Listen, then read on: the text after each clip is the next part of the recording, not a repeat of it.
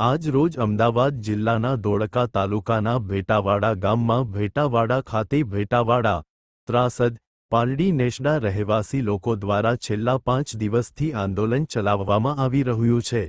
તેને સમર્થ આપવા અશ્વિનભાઈ સોનારાના સંગઠનના સાથી મિત્રો સન્ની ચૌહાણ, નરેશભાઈ પાંડવ, ચેતન સોનારા, અશોકભાઈ રાઠોડ, યોગેશ રાઠોડ, અક્ષય પરમાર, અજયભાઈ પટેલ, ચેતન સોનારા, ગૌતમભાઈ મકવાણા, સાથી મિત્રો સિવાય લગભગ 50મી વધુ સમર્થકો સાથે પહોંચ્યા અને ધોળકા ભ્રષ્ટાચાર વિરોધી સંગઠન વતી આ આંદોલનને સમર્થન આપ્યું અને જયા જયા જરૂર પડે ત્યાં અમારું સંગઠન સાથે ઊભું રહેશે તેવી બાહેધરી આપી. કંપનીઓ દ્વારા છોડવામાં આવતા કેમિકલયુક્ત અને ગટરના પાણીથી થતા ગામ લોકોને અને ખેતીવાડીને નુકસાનને અશ્વિનભાઈ સોનારાએ સખત શબ્દોમાં વખોડી નાખ્યું અને આના માટે જવાબદાર તમારાને ધારાસભ્ય ચીફ ઓફિસર ધોળકા નગરપાલિકા તેમજ સરકારી તંત્ર દરેક સામે પગલાં ભરવાની માંગ સરકાર સમક્ષ કરી.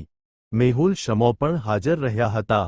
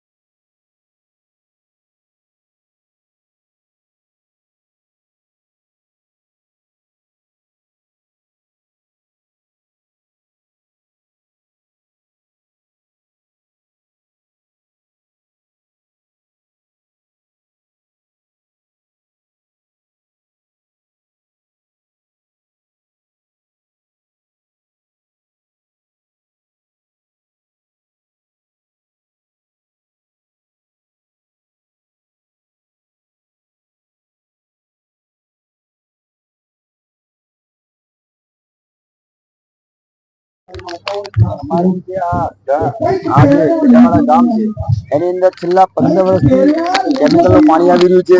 દ્વારકા નગરપાલિકાનું દૂષિત પાણી આવી રહ્યું છે. તેના લીધે ઘણા લોકોના કેન્સરથી મૃત્યુ થયા છે. તમે જોઈ શકો છો, અને પોસ્ટર પણ અમે લગાડ્યા છે. આ તો ખાલી બે ગામના પોસ્ટર આવ્યા છે, હજુ બીજા ગામના બાકી છે. જેમ જેમ અમારી પાસે યાદી આવતી જશે તેમ તેમ અમે અહીંયા પોસ્ટર લગાડવાના છે. એટલે આ વિસ્તારની અંદર 4 થી 5 ગામ છે, એમાં 50 થી 60 લોકોના કેન્સરથી મૃત્યુ પામ્યા છે. અત્યારે હાલમાં કેટલા લોકોને કેન્સરથી પીડિત છે, ચામડીઓના રોગ થયા છે. અત્યારે આ ભેટાવાડા ગામનું પાણી જે 6000 થી વધારે 5000 જેવું TDS પાણી છે, તો તમે જોઈ શકો છો પીવાલાયક પાણી 0 થી 500 સુધી હોઈ શકે, પણ અત્યારે ખેડૂતો ખેતી માટે એનું TDS 3000 હોવો જોઈએ. પણ આજે આ જે પાણી છે ખેતી લાયક કરવા પણ પાણી રહ્યું નથી. અને આ જે નગરપાલિકા અને કંપનીઓ એ લોકોને હાઈકોર્ટમાં અમે પિટિશન દાખલ કરેલી છે. આ ગામે પણ આ લોકો હાઈકોર્ટને પણ ગુમરાહ બનાવી રહ્યા છે કે અમારું પાણી ત્યાં જતું નથી, અમે પારો નાખીને પાણી બંધ કરી નાખ્યું છે. પણ આજ સુધી ક્યાં એ લોકો પારો નાખેલો નથી, પાણી બંધ કરેલું નથી. અને ખોટા એફિડેવિટ આ ચીફ ઓફિસર આ કંપનીઓ આપી અને ક્યાંક ને ક્યાંક આ હાઈકોર્ટને પણ ગુમરાહ કરી છે. તો અમે આ સરકારને અમે સ્પષ્ટ દેખાડવા માંગીએ છીએ, તમે જો પાણી બંધ કર્યું હોય તો અમે તમે અહીંયા આવીને જોઈ શકો છો કે તમે કઈ જગ્યાએ પાણી બંધ કર્યું. અને હું તો એમ કહેવા માંગુ છું કે આ જે લોકો હાઈકોર્ટને ખોટા એફિડેવિટ કરીને આપે છે તો એની પર એક્શન લેવામાં આવે, એને ડિસ્મિસ કરવામાં આવે, કંપનીઓ બંધ કરવામાં આવે. કારણ કે તમારે જ્યાં કંપની નાખવી હોય તે નાખો, પણ અમારા ગામની અંદર હવે કંપનીઓ પણ ના રહેવી જોઈએ. કારણ કે આજે અમારા સ્વાસ્થ્ય સાથે આ કંપનીઓ અને આ નગરપાલિકાઓ ચેડા કરી રહી છે. કહેવાય છે કે પહેલું સુખ તે જાતે ન રહ્યા, પણ એવું કઈ અહીંયા દેખાતું નથી. આ ગામની અંદર મુખ્ય પાક પહેલા ગુલાબ કહેવાતો હતો, આજે ગુલાબ ખેતરોમાં ક્યાં દેખાતો નથી કે નથી કોઈ ખેતી હવે ખેતી લાયક રહી. આ ગામની અંદર જે 70 થી 80% જમીન નષ્ટ થઈ ગઈ છે અને એ જમીન વેરાન બની ગઈ છે. તો આ ગામની જમીન અત્યારે 20% જ બચી છે. જે એક વખતની અંદર આ ગુલાબની નગરી કહેવાતી અમદાવાદ જિલ્લાની અંદર આને એવોર્ડ મળેલો છે. પણ આજે આ લોકો જે ગુલાબની નગરી કહેવાતી હતી એને આજે ગંદકીની નગરી તમે જોઈ શકો છો કે આ ગંદકીની નગરી આ પ્રશાસન દ્વારા કરી નાખવામાં આવે છે એના લાભ અને લાલચ માટે. શૈલેષભાઈ, અહીંના ધારાસભ્ય કિરીટસિંહ ડાભી તમારો કોઈ કોન્ટેક્ટ કર્યો કે કોઈ પણ તંત્રનું કોઈ પણ વ્યક્તિ અમારા આંદોલનનો સ્પષ્ટ નિયમ હોય છે કે અમારો જે ખેડૂત સંઘર્ષ સમિતિ હોય છે એ ક્યારેય કોઈને મળવા જતી નથી. જે પણ અધિકારીને હોય એ અહીંયા મળવા આવે, અમે કોઈ જગ્યાએ જવાના નથી. કારણ કે અમે અમારી જગ્યા ઉપર બેઠા છે, જેને પણ જરૂર હોય અહીંયા આવે. હજુ તો આ ગાંધીજીના માર્ગે આંદોલન ચાલી રહ્યું છે, જરૂર પડે તો અમે ભગતસિંહના માર્ગે પણ ચાલવા તૈયાર છીએ. આ સરકાર જે રીતે અમારી સાથે લડવા માંગતી હોય તેવી રીતે અમારે પૂરેપૂરી લડવાની તૈયારી છે. શૈલેષભાઈ, તમે ધરણમાં જે માહોલ ઉભો કર્યો અને સરકારને ઝુકાવી, અત્યારે હાલ તમે જે આંદોલનને પ્રેરણા આપી રહ્યા છો અને તમારી સાથે પિન્ટુભાઈ અમારી જેવા જે બધા મિત્રો જોડાઈ રહ્યા છે, તમને આ આખો માહોલ જોઈને તમને શું લાગે છે? સરકાર ફરતી ઝૂકશે? 100% વિશ્વાસ છે. અમે જિદ્દી માણસો છીએ કે અમે જીત લીધા વગર ક્યાંય જતા નથી. ચાહે આ જમીન ઉપર અમારે મરવાનું થાય તો પણ અમારે પૂરેપૂરી તૈયારી છે. કદાચ આ ગામની અંદર અમારું પુતરું બનશે તો પણ એ અમારે એ સ્થિતિ કરવા માટે અમે તૈયાર છીએ. પણ હું તમારો આંદોલનકારી ભાઈ એવું કહેવા માંગુ છું કે આવી બેરી મૂંગી સરકાર સામે શું આપણે વારે તહેવારે બસ માત્ર ને માત્ર આંદોલન જ કરતા રહેવું? આંદોલન કરવાનો કોઈને શોખ હોતો નથી, પણ આજે આ બેરી મૂંગી સરકાર જયારે સાંભળતી નથી, કોર્ટને પણ આને ગુમરાહ કરી છે, ત્યારે અમે આજે આ જન આંદોલન અમે ઉભું કર્યું છે. આ સ્વયંભૂ આવે છે, અમે કોઈને ભાડું આપીને બોલાવેલા માણસો નથી.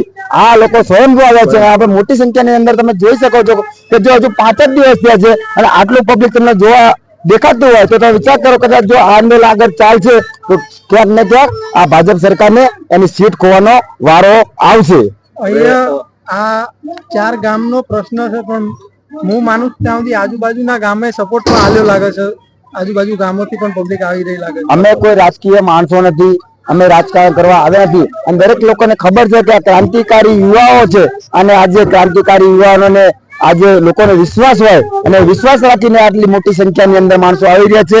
કાલ સવારે કદાચ જોયો આનાથી વધારે માણસો આવે. જયારે અમે શરૂઆત કરી હતી ત્યારે 10 પાર્ટી કરી હતી, આજે અમારા 30 પાર પણ આજે ઓછા પડી રહ્યા છે. હવે તમે જોઈ શકો છો કે ફાર ની અંદર જેટલા માણસો અંદર બેઠા છે એનાથી વધારે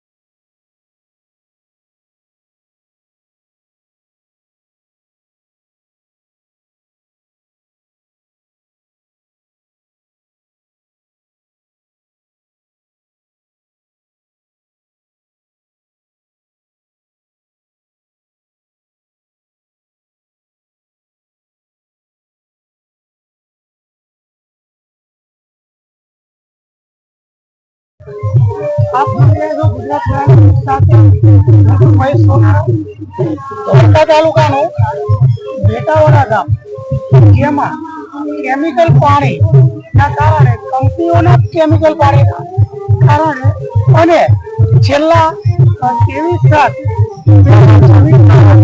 ધોળકા શહેરમાં જે 20-22 ઇંચ વરસાદ પડ્યો, જેના કારણે જળ પ્રલય થયો અને તેની સાથે સાથે વરસાદી પાણીની સાથે ગટરના પાણી બેસીને નગરપાલિકા તંત્ર દ્વારા કંપનીના પાણી સાથે મેળવી આજે ભેટાવાડા ગામમાં જે દૂષિત પાણીનો ભરાવો વધારે થયો છે, તેના અનુસંધાને ભેટાવાડા ગામ અને આજુબાજુના 4 થી 5 ગામ છેલ્લા 5 દિવસથી ઉપવાસ આંદોલન પર ઉતર્યા છે અને અહીંયા તેમના સમર્થનમાં આજુબાજુના રાજકીય પક્ષો અને ઇતર પક્ષો પણ અહીંયા તેમના સમર્થનમાં આવ્યા છે. બિન રાજકીય સમર્થન ધોળકા વતી અને આજુબાજુના ગામડાના સામાજિક કાર્યકરો તરફથી અહીંયા ભેટાવાડા ગામની મુલાકાત લીધી અને શું પરિસ્થિતિ છે એના અનુસંધાને અહીંયા આપ શું કહેવા માંગશો આજના જે પ્રોગ્રામ વિશે, અહીંયા ભેટાવાડાના ગામ વિશે?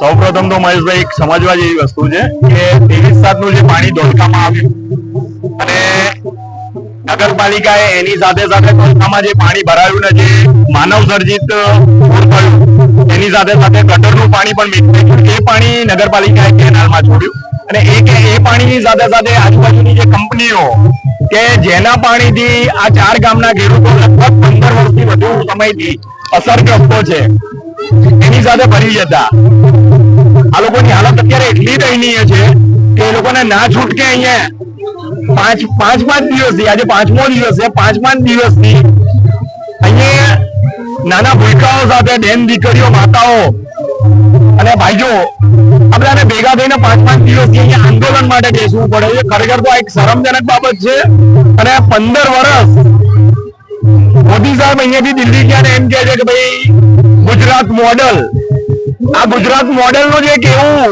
એક એવી વિધાનસભા છે કે ભાજપના સિનિયર મોસ્ટ મિનિસ્ટર અને સિનિયર મોસ્ટ નેતા ભૂપેન્દ્રસિંહ ચુડાસમા અહીંયાથી જીતીને મિનિસ્ટર બનતા હતા અને અત્યારે હાલ ધોળકાના ધારાસભ્ય કે જેને એ લોકો બાહુબલી કહે છે, કિરીટસિંહ ડાભી, હવે બાહુબલી તો એટલા મોટા બાહુબલી છે કે 10 તારીખે અમે એમનું ઘર ઘેર્યું હતું તો માણસ દેખાયા નતા. જોરદાર બાહુબલી છે. પણ મોર ધોળકામાંથી આટલું મોટું નેતૃત્વ હોવા છતાં અને એ લોકોની સરકાર હોવા છતાં જો 15 વર્ષથી વધારે સમયથી જો 4 ગામના માણસોને ભોગવવું પડતું હોય અને હાલાકી ભોગવવી પડતી હોય તો આ એક ખૂબ નિંદનીય બાબત છે અને આ આંદોલનને અમારું સંપૂર્ણ સમર્થન છે અને જરૂર પડશે તો આ આંદોલન માટે અમે અમારા સાથી મિત્રો જે પણ અમારી સાથે જોડાશે એમના થકી અમે આ આંદોલનને સમર્થન આપવા માટે આગામી સમયમાં આમરણાંત ઉપવાસનો કોલ પણ આપી શકીએ છીએ. આ ગામ ફૂલોની નગરી ગણાય છે અને અહીંથી ગુજરાત આખામાં નહીં પણ ભારત દેશમાં મહેશભાઈ મેં સાંભળ્યું છે ત્યાં સુધી નેસડા, પાલડી, ભેટાવાડા, ત્રાસદ આ ગામના ગુલાબ તમે જે કહો છો ને કે ગુજરાતમાં નહીં ભારત આખામાં નહીં ફોરેનમાં જતા હતા, ભારતની બહાર પણ જતા હતા. પણ અત્યારે તમે પોતે આજુબાજુની પરિસ્થિતિ જોઈ શકો છો કે ગુલાબ તો દૂરની વાત છે, તમારે ધતુરા વાવવા હોય તો તકલીફ પડે.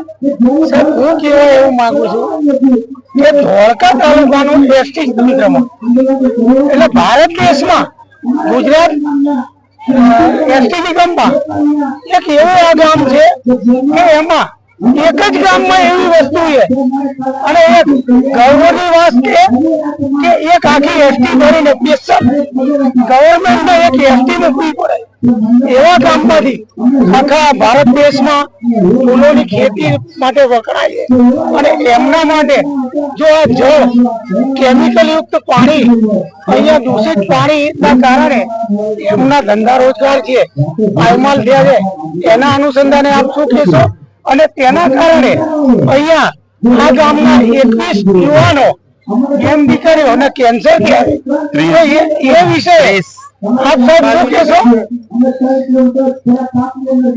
4 ગામના મિલાવીને ટોટલ 30 મૃતકો છે કે જે આના કારણે મૃત્યુ પામ્યા છે અને બીજા સેંકડો એવા છે કે જે કેન્સરગ્રસ્ત છે અત્યારે હાલની પરિસ્થિતિમાં.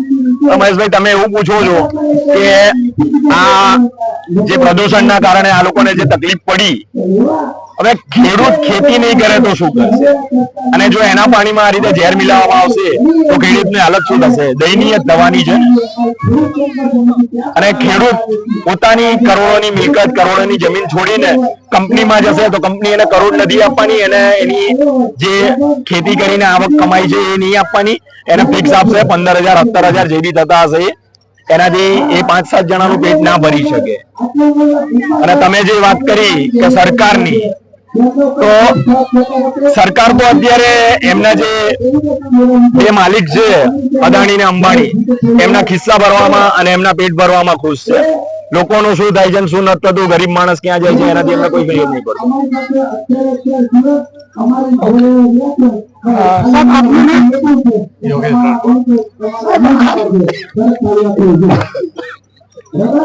આજે ભેટાવાડા ગામના લોકો ઉપવાસ પર ઉતર્યા છે, આજે હજારોની સંખ્યામાં છે, એના વિશે આપ શું કહેશો?